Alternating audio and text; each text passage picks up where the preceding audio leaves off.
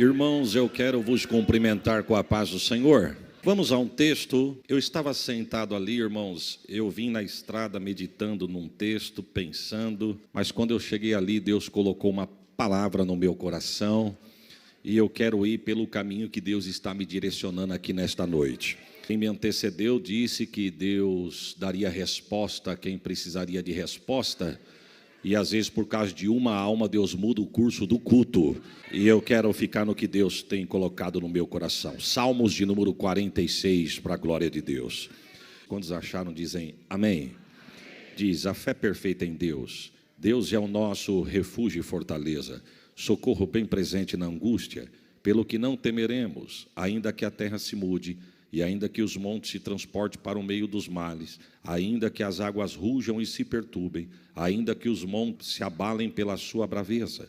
Há um rio, cujas correntes alegram a cidade de Deus, o santuário da morada do Altíssimo. Deus está no meio dela, não será abalada. Deus ajudará ao romper da manhã. As nações se embraveceram, os reinos se moveram. Ele levantou a sua voz e a terra se derreteu. O Senhor dos exércitos está conosco. O Deus de Jacó é o nosso refúgio. Vinde contemplai as obras do Senhor, que desolações tem feito na terra.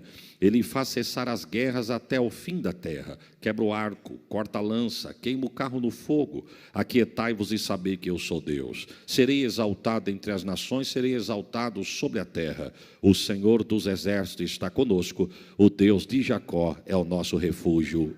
Amém. O Salmo de número 46, ele é conhecido como um salmo de guerra, um salmo que o povo de Israel teve vitórias através da adoração em alguns salmos, em especial o Salmo de número 46. É um salmo que nós vamos ver a grandeza de Deus, a força de Deus, a potência de Deus, a majestade do Senhor. Salmo esse que Deus dá inspiração para o seu povo, para louvar na hora da adversidade. Na hora da guerra, tem relatos bíblicos que vai dizer que o povo louvou e o Senhor deu vitória para o povo. Agora eu preciso abrir um parênteses aqui. Só crente canta na guerra, irmãos. Nós não vamos ver nenhum outro exército louvar no meio da guerra. Porque quando nós falamos aqui embaixo, na visão terrena, na visão humana, quando nós falamos de guerra, nós falamos de tudo ou nada.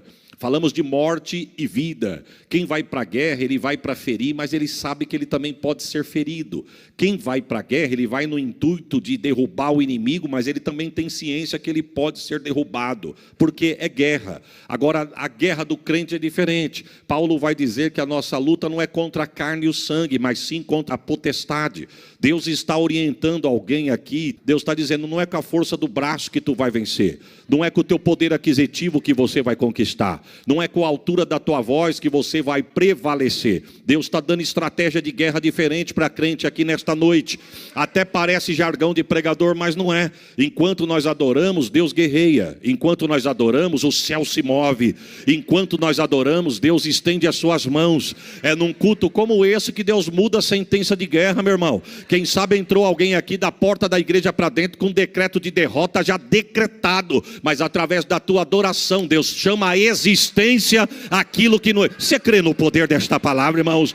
Através da tua adoração, Deus fecha a boca do leão. Através da tua adoração, Deus coloca o gigante por terra. Através da tua adoração, Deus aplaca a fúria do mar. Deus cessa a fúria do vento. Através da tua adoração, Deus entra lá na tua casa. Eu estou sentindo a glória de Deus aqui.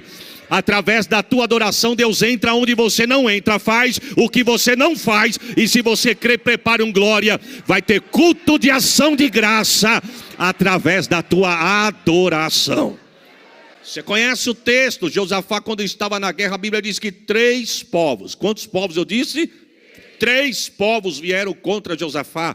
Josafá com um número irrisório adiante da adversidade, diante do inimigo, mas o texto vai dizer que 3 povos vieram contra Josafá, e a Bíblia vai dizer que Josafá busca orientação de Deus, e a orientação que Deus dá para Josafá é a seguinte: ô Josafá, você me separa os levitas e os soldados para irem para a guerra. Quem sabe Josafá disse: eu estou entendendo, Jeová. Enquanto os soldados vão na frente lutando, os levitas vêm atrás adorando para inspirar. Deus disse: não, Senhor, enquanto os levitas vão na frente adorando, os soldados e o povo vêm atrás só olhando, porque nesta peleja não tereis que pelejar. Não, eu tinha dado um glória melhor do que esse. Ô glória, e vou te dar uma notícia, hein? Não é só louvar com o microfone na mão, não. Com todo respeito, quem louva na igreja. Mas Deus está dizendo para alguém aqui: eu te dou vitória adorando, não é só na igreja. Eu te dou vitória adorando na beira do teu tanque, na beira da tua pia, debaixo do teu chuveiro, no volante do teu carro. O Santo de Israel. Você acredita nisso, irmãos? Só o céu pode fazer isso. Você adora e a mão de Deus se estende.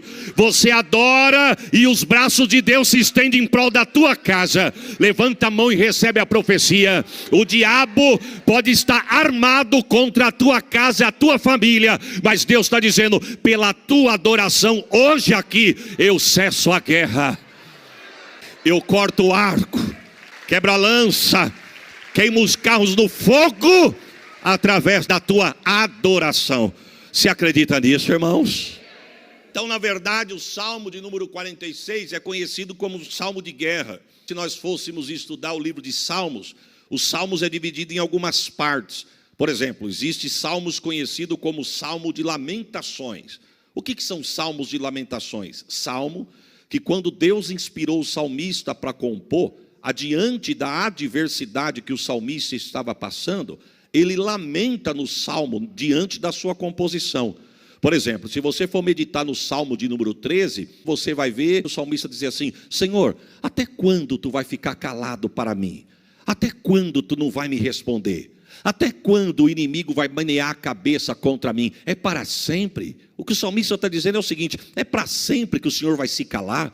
O Senhor não vai abrir a boca para me responder? Eu estou te clamando, estou te buscando, venho no domingo, venho na segunda, levanto de madrugada, faço jejum e parece que o céu está cerrado. O Senhor não tem resposta para me dar, não? É um salmo de lamentações. O salmo de número 22, ele vai fazer alusão ao sofrimento do Messias, dizendo: meu Deus, por que me desamparaste? É um salmo de lamentação. Só que dentre os salmos de lamentações, existem mais de 60 salmos na Bíblia, que é conhecido como Salmo de Lamentações com ações de graça. Ou seja, se fosse uma sobremesa, nós poderíamos dizer que era a cereja do bolo. O que é um salmo de lamentações com ações de graça? É aquele salmo que o salmista começa lamentando, mas ele acaba agradecendo. Ele começa lamentando adiante da adversidade que ele está passando, mas no meio da adoração, Deus vai mudando o cântico dos lábios dele. Irmão, só Deus pode fazer isso. Quem sabe alguém entrou aqui da porta da igreja para dentro lamentando adiante do que está acontecendo. Mas se você crê, antes do fim do culto, Deus vai mudar o cântico dos teus. Você acredita nisso, irmão? Deus está dizendo: eu vou mudar o cântico dos teus lábios. Cântico de derrota eu vou colocar cântico de vitória. Cântico de tristeza eu vou colocar cântico de alegria. Voz que fechou, Deus vai dar voz de júbilo no lábio de alguém aqui. Tu pode dar um glória por esta palavra. Você crê no poder desta palavra? Salmo de número 3. Antes de nós lermos o Salmo, o contexto desse texto, o salmista, ele está passando por uma adversidade dentro da sua casa. Absalão, seu filho, está conspirando contra o pai. Ele quer arrancar Davi do trono e sentar na cadeira do pai. E a história diz que, diante deste contexto, ele fica 2 anos sentado na porta do palácio, ganhando o coração do povo. Porque o rebelado, ele não tem pressa. O rebelado, ele é baixo. O rebelado, meu irmão, ele tem golpe baixo. Ele não tem nem para ele, mas ele promete o que ele não tem nem para ele. Ele não pode garantir, mas ele gosta de prometer. O rebelado, ele é assim. Ele senta na porta do palácio e a história vai dizer que o povo vinha de longe para consultar o rei. E ele olhava para o povo e dizia assim: você vem da onde? Ah, eu vim de tal terra. Puxa vida, você vem fazer o que aqui? Eu vim falar com o rei. Aí o que ele dizia: quem dera eu fosse rei sobre Israel. O povo dizia: mas por que você está falando isso aí? Ele diz: porque o meu pai não está com tempo nem para mim, quanto mais para você. Eu sou filho dele, ele não me atende. Quem diz que ele vai atender você? Meu pai não está com tempo para mim, não vai ter tempo para você. Agora, se eu fosse rei de Israel, eu sentaria para escutar a tua causa e a pelejar por você. Mas eu não sou, e com isso ele vai minando o coração do povo. A Bíblia vai dizer que ele fica 2 anos. 2 anos com esse espírito sorrateiro pelos bastidores. Só que tem uma coisa: o rei não está vendo, mas o dono do reino está vendo. Que o rebelado Deus sabe tratar, viu, irmãos? E eu quero, debaixo da autoridade do sangue de Jesus, profetizar uma palavra de bênção para esta igreja e esse ministério. Aonde tiver a articulação meneando por detrás, Deus vai quebrar, mas não vai prosperar. Senhor, me ajuda essa palavra aqui nesta noite, Jesus. A palavra está liberada, conspiração contra você, na empresa, contra a tua família, no meio dos teus. Espírito de traição, Deus está dizendo, que está conspirando nas tuas costas. Você pode não estar enxergando, mas Deus manda dizer, tu deita e dorme, mas o guarda de Israel não cochila e nem tosqueneja. Deus está me dando uma palavra aqui, eu vou liberar. Deus está quebrando a articulação de Saul hoje. Levanta a mão e recebe a profecia. Não vai prosperar o plano de Absalão contra a tua casa. Através da tua adoração tem livramento de Deus para os teus. Alguém já articulou para a porta se fechar, mas Deus manda dizer, a chave é minha, a porta quem abriu sou eu estou guerreando por alguém aqui, eu dava um glória melhor do que esse, receba esta palavra. Irmão, Deus é demais. O diabo vem na contramão de forma sorrateira, quietinho, pisando com um sapatinho de algodão, aí dá uma segunda como essa, fria. Talvez você não estava nem com coragem de vir na igreja pela canseira e pelo frio que está da porta da igreja para fora. Mas porque você venceu tudo isso e chegou aqui, Deus está dizendo, você veio no lugar certo. Deus me queima novamente no coração e eu vou liberar a palavra. Deus está queimando a articulação contra a vida de alguém hoje aqui. Eu não sei em que área que o diabo se armou para te pegar de surpresa e tomar o que é teu. Mas o que é teu, ele não vai tomar o que Deus falou que é teu. O Santo de Israel. Você crê nisso, irmãos? Estava planejado, mas Deus está dizendo, hoje o laço foi cortado. Eu limpo, eu tiro, eu trago à tona. Eita, pode dar 3 tapinhas gelado, querer mostrar que é vaso, que é profeta, querer impressionar, mas fica tranquilo. Deus está visitando os 4 cantos da igreja aqui agora. Pastor Rogério, com toda a liberdade debaixo do sangue de Jesus, Deus visita o administrativo, Deus visita os departamentos. Oh, glórias ao nome de Jesus. Deus está no controle da igreja, Deus não perdeu o controle da igreja. Deus está falando para alguém aqui nesta noite, hoje eu quebro toda conspiração que está de canto, eu arranco do meio, porque a casa é minha. Eita, não vai contaminar. Jesus, me ajuda aqui.